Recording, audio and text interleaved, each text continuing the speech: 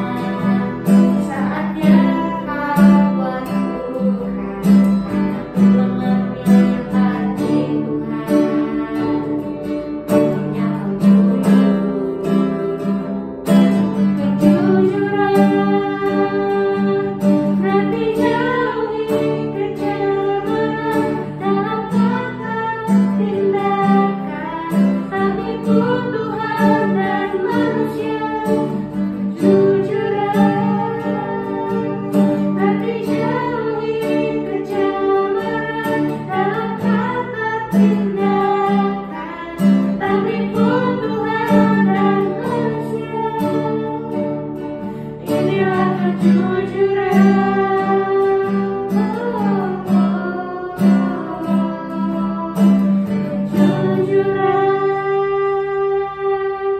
Sekarang kita akan mendengarkan firman yang akan dibawakan oleh Stefani.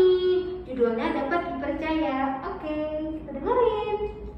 Sebelum kita memasuki renungan firman Tuhan pada hari ini, mari kita bersatu dalam doa. Tuhan, terima kasih atas segala penyertaan-Mu pada kami.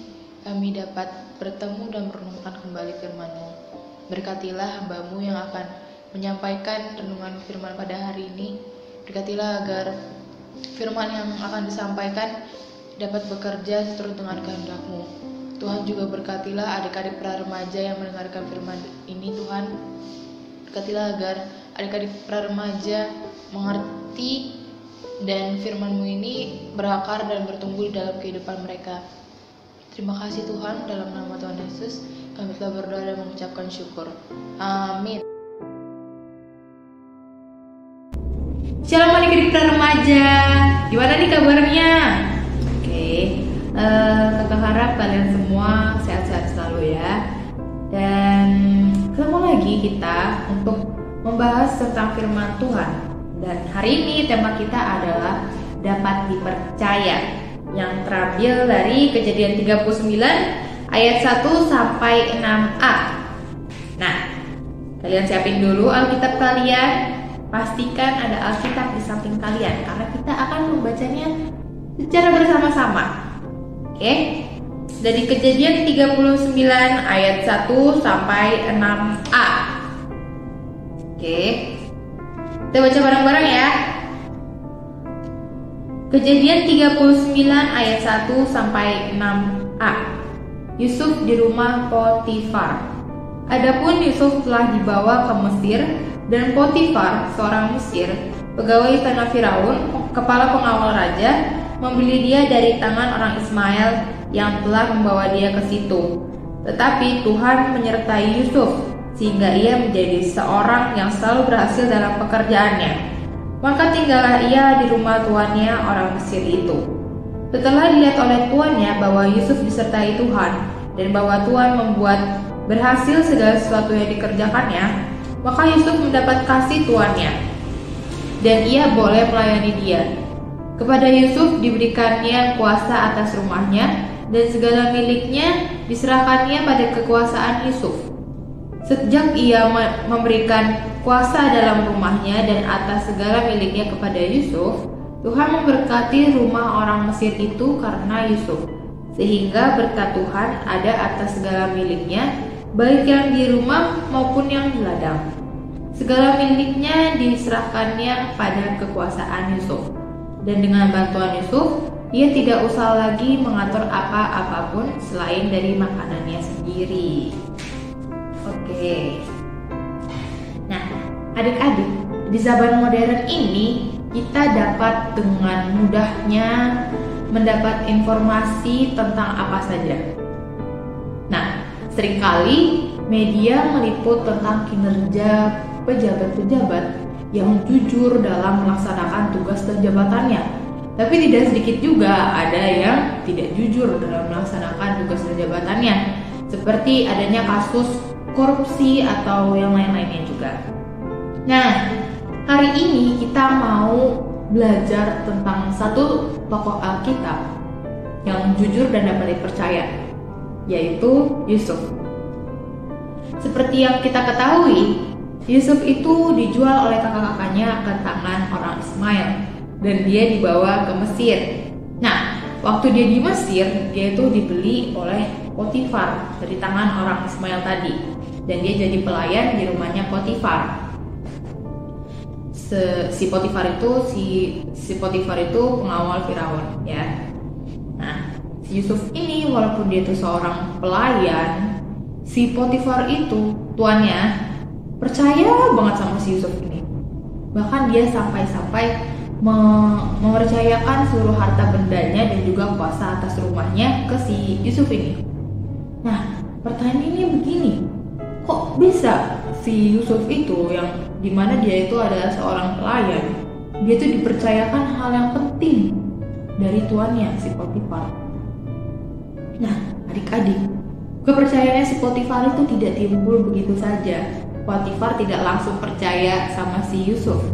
Ternyata si Potifar itu, dia tuh melihat tingkah lakunya atau perilakunya si Yusuf itu seperti apa sih? Dia tuh orangnya gimana sih?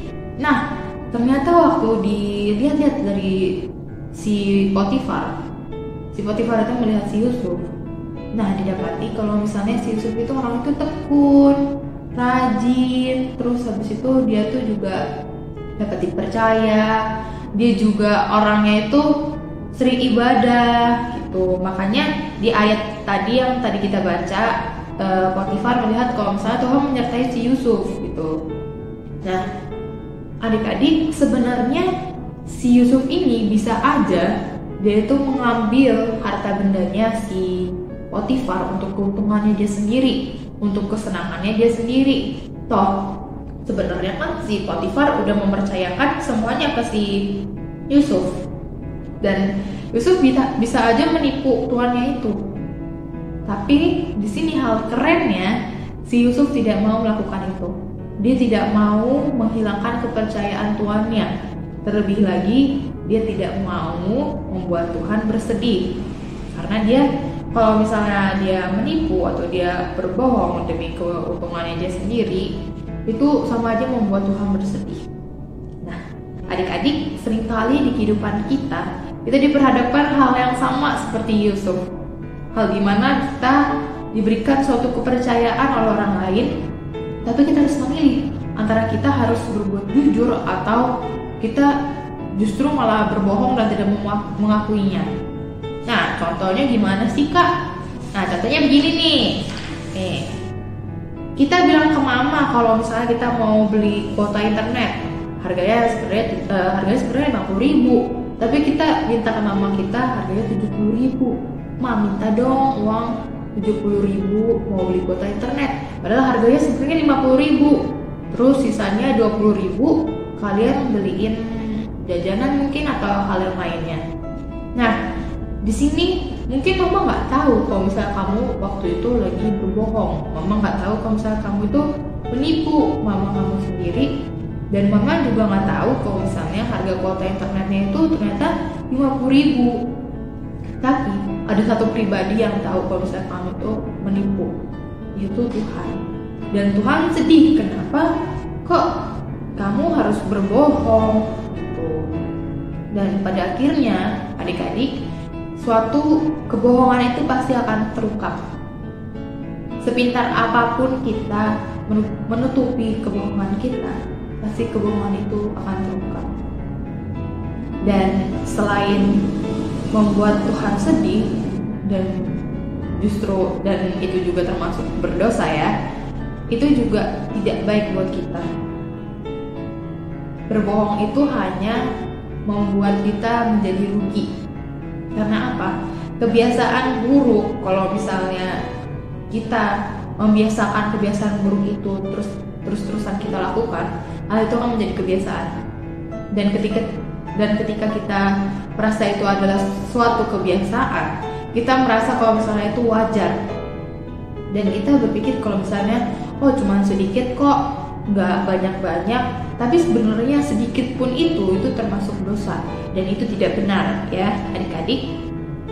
Dan ketika kita sudah merasa itu sudah biasa, ada kecenderungan kita untuk berbuat yang lebih daripada itu. Bisa-bisa saja kita pertamanya menipu 1.000, 2.000, lama-lama 5.000, dan akhirnya bisa lebih besar lagi. Dan itu sama sekali tidak baik ya. Kebiasaan buruk ketika kita berbohong atau kita menipu, bila kita biarkan, itu akan menjadi suatu kebiasaan, dan hal itu tidak baik sama sekali untuk kita ya. Karena kita tidak ada untungnya sebenarnya, walaupun kita melihat itu, wah kita untung, kita bisa jajan atau kita bisa bersenang-senang dengan uang itu, tapi sebenarnya pada dasarnya kita itu merugi. Karena kita yang pertama membuat Tuhan sedih, terus yang kedua kita sudah menipu orang, ya kan? Terus kita juga berdosa karena kita menipu orang kan? Dan yang keempat, kita ada rasa takut ketika kita berbohong ke orang lain.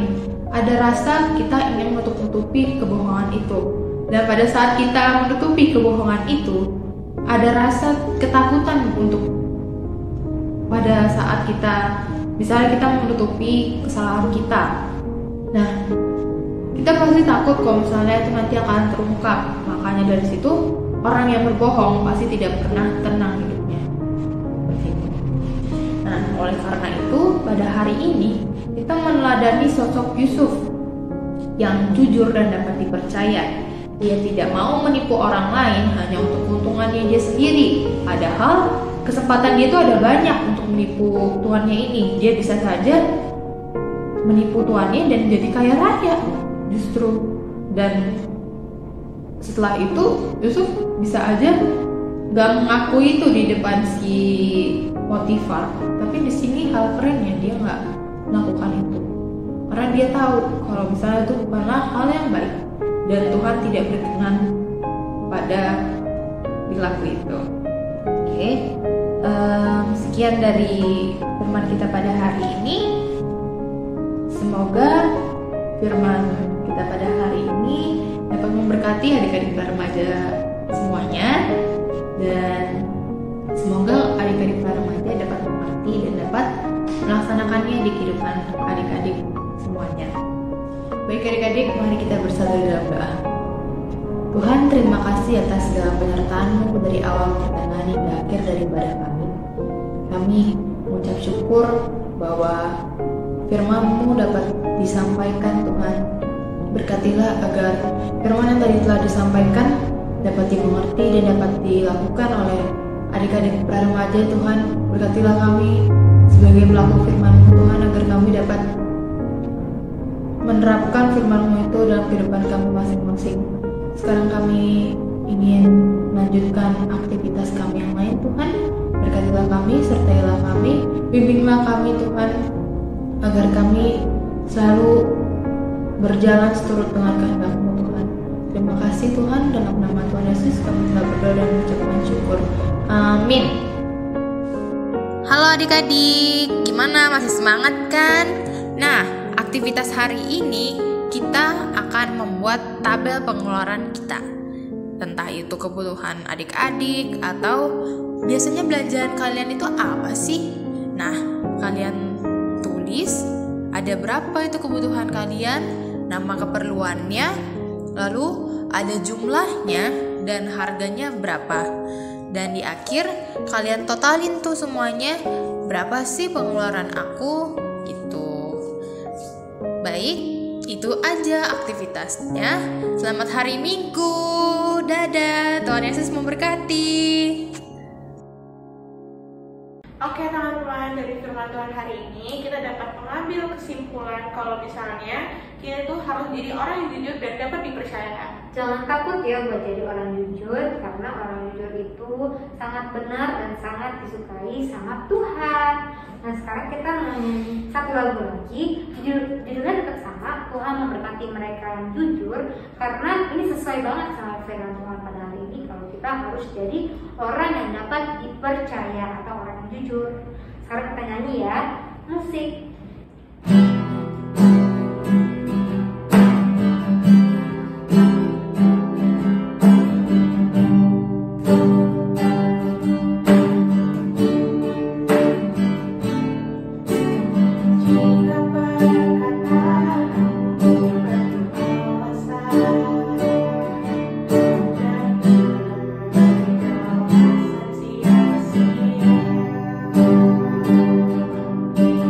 Jika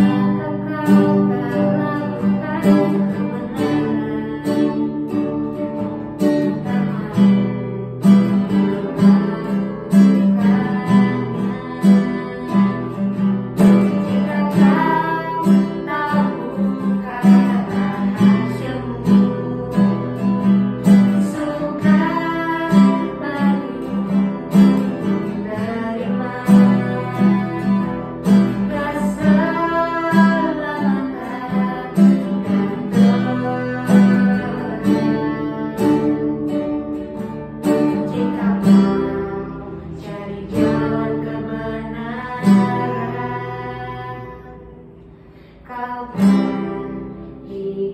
dalam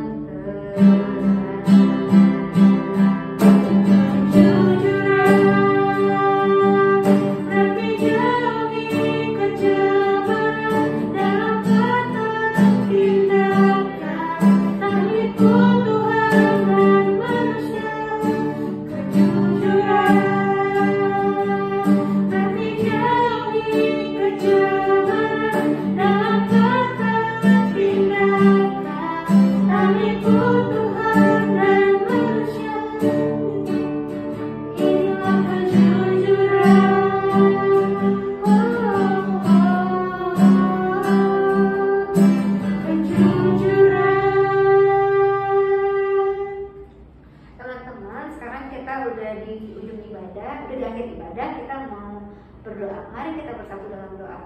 Tuhan Yesus, terima kasih ya Bapa, karena Bapa telah menyertai kami dalam ibadah kami dan telah menyertai kami dalam mendengarkan firman-Mu. Bapa, tolong kami ya Bapa, supaya sehabis ibadah ini kami bisa melakukan firman-Mu dengan baik, supaya kami bisa menjadi orang yang jujur, orang yang dapat dipercaya. Tolong kami supaya kami bisa berani melakukan kebenaran di dalam nama-Mu ya Bapa. Terima kasih ya Bapak atas berkat-Mu. Bapak, sekarang kami ingin melanjutkan aktivitas kami dan mengerjakan aktivitas sekolah minggu. Tolong sertailah kami dalam setiap aktivitas kami pada hari ini. Terima kasih ya Bapak atas berkat-Mu, dalam nama Tuhan Yesus kami berdoa. Amin. Bapak, terima kasih. Bapa,